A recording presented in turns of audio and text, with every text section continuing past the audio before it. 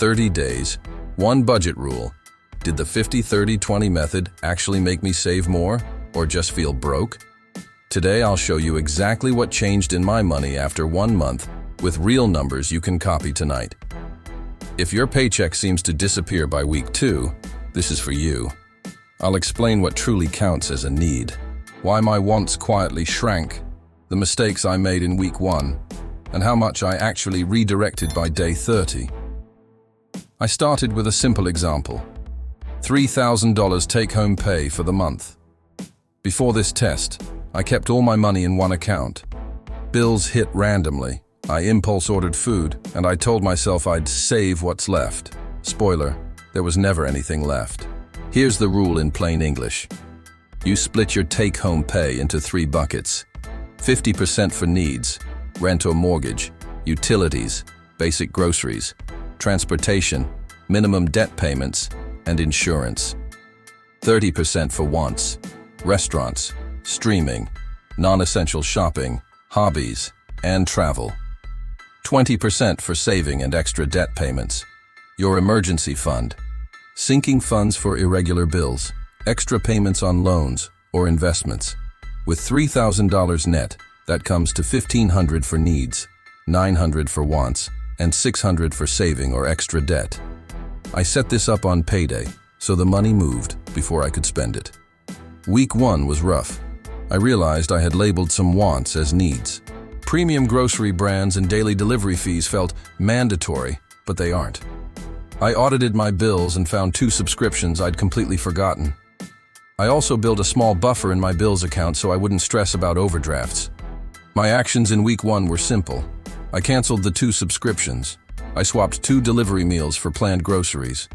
And I split my bank setup into 3 accounts with 3 jobs: bills, spend, and savings. Payday flows into bills first. I drip a weekly allowance into spend, and I automate savings right away. By week 2, the system started to click. I pre-funded essentials on payday: rent, utilities, transit, and the base grocery list. Then I gave myself a weekly wants allowance instead of dropping the whole month's 30% at once. That one change cut half of my impulse buys.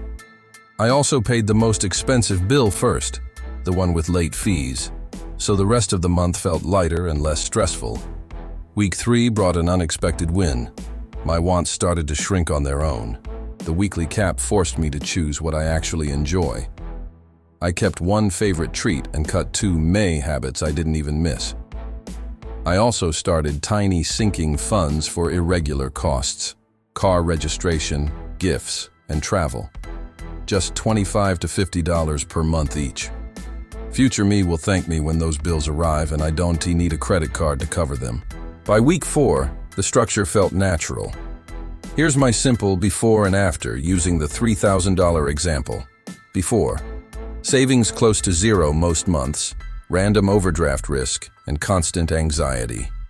After: $600 automatically towards savings or extra debt, 2 subscriptions canceled for $18 a month saved, fewer delivery fees worth about $40 saved, and a $50 buffer in the bills account. Altogether, that's roughly $708 redirected every month. Did I feel broke? Less than I expected.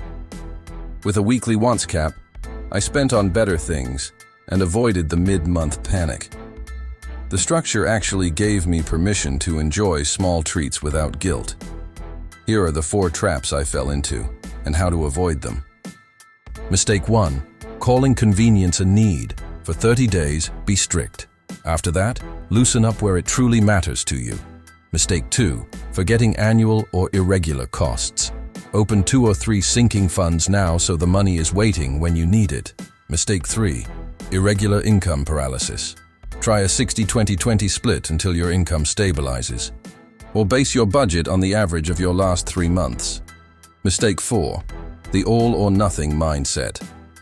If 20% feels impossible, start with $100 a month to savings and increase by $25 to $50 each month. If you want a quick start, here's the 5-step setup. 1. Open or label 3 accounts: bills, spend, and savings. 2. On payday, move 20% to savings first. Then pre-fund rent, utilities, transit, and basic groceries and bills. 3.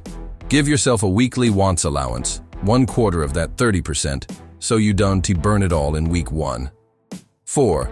Create 2 or 3 sinking funds for irregular costs like car registration, gifts, or travel, and add small amounts monthly. 5. Do a 10-minute Sunday reset. Check balances, and if you underspent, move $10 to $20 extra into savings. That's it. No fancy apps required. Just clear jobs for your money and a plan you can actually stick to. If you want this in a printable format, check the link for a 1-page 50-30-20 worksheet so you can plug in your numbers and start in 15 minutes. Comment 50-30-20 if you're in for 30 days and subscribe for beginner-friendly money videos every week. This video is for education only and not financial advice.